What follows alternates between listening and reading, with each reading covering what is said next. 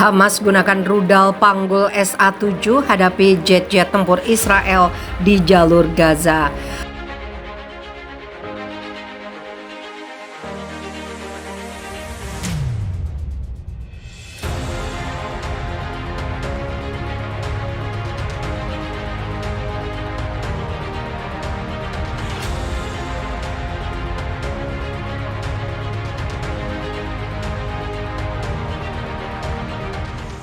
Sayap militer kelompok Hamas Palestina Brigade Ezzeddin Al-Qassam menerbitkan rekaman video menunjukkan pertempuran menggunakan rudal darat ke udara melawan serangan udara Israel.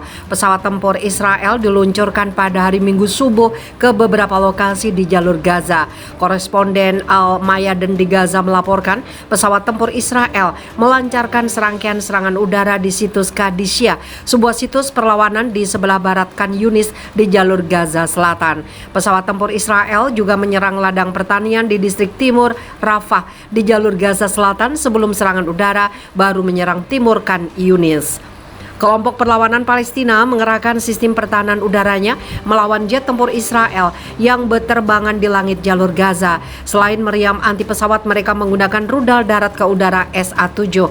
Bersamaan dengan serangan udara Israel, sirine peringatan terdengar di pemukiman di sekitar jalur Gaza.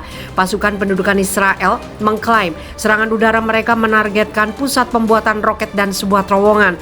Media Israel mengklaim Sabtu malam sebuah roket diluncurkan dari jalur Gaza menuju wilayah pendudukan Palestina. Roket tersebut menurut media mendarat di daerah terpencil tanpa ada korban luka yang dilaporkan dari pihak Israel. Surat kabar Israel Yediot Ahronot mengatakan sebuah roket ditembakkan dari jalur Gaza untuk pertama kalinya dalam sebulan, untuk kedua kalinya sejak akhir babak terakhir agresi di Gaza. Perlawanan Palestina pada Agustus mulai menanggapi agresi pendudukan Israel di jalur Gaza dengan meluncurkan roket ke wilayah pendudukan Palestina. Brigade Al-Quds sayap militer PIJ mengumumkan kesahidan Taisher Al-Jabari, seorang komandan militer di jalur Gaza Utara. Tidak lama kemudian semua faksi perlawanan Palestina mengeluarkan pernyataan mengutuk agresi pendudukan Israel dan pembunuhan tokoh dan pemimpin perlawanan, serta memperkuat persatuan perlawanan terhadap agresor Israel.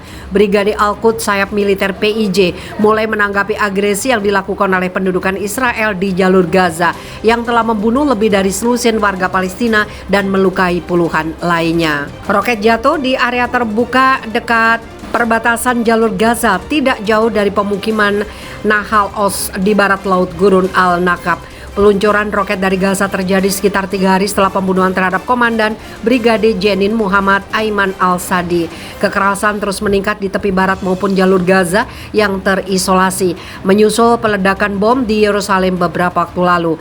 Pada 2 Desember, seorang petugas polisi perbatasan Israel menembak dan membunuh seorang pria Palestina yang diduga melakukan serangan penikaman di kota Hawara, tepi barat utara. Polisi perbatasan mengatakan dalam pernyataan awal salah satu timnya sedang beroperasi di Hawara ketika tersangka menyerang dengan pisau berhasil melukai seorang petugas. Mereka menambahkan tersangka kemudian dilumpuhkan petugas lain. Dalam pernyataan selanjutnya, polisi mengatakan tersangka mencoba memasuki kendaraan petugas Israel. Ketika mencoba menerobos pintu yang terkunci, salah satu penumpang, seorang perwira militer yang sedang tidak bertugas, menembak dan tampaknya melukai pria itu. Tersangka kemudian berlari ke petugas polisi perbatasan terdekat dan menikamnya. Rekaman yang diposting ke media sosial menunjukkan seorang petugas polisi perbatasan mencoba untuk menangkap tersangka. Petugas kemudian mengeluarkan pistol, menembak 4 kali dari jarak dekat, membunuh tersangka di tempat. Petugas yang terluka dalam serangan penikaman dievakuasi untuk perawatan medis, begitu pula petugas kemudian membunuh tersangka.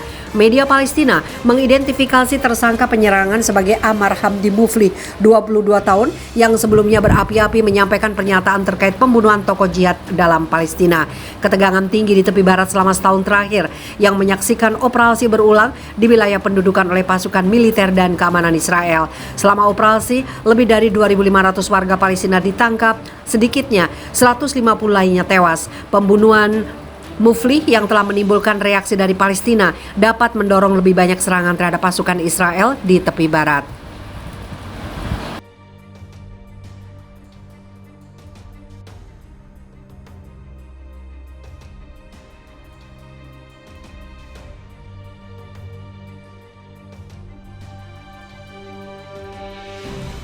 Rudal Palestina akan menghancurkan daerah yang diduduki oleh rezim Zionis hanya dalam beberapa menit, tidak sampai 5 menit jika terjadi konfrontasi militer baru antara pejuang Hamas dan penjajah Israel.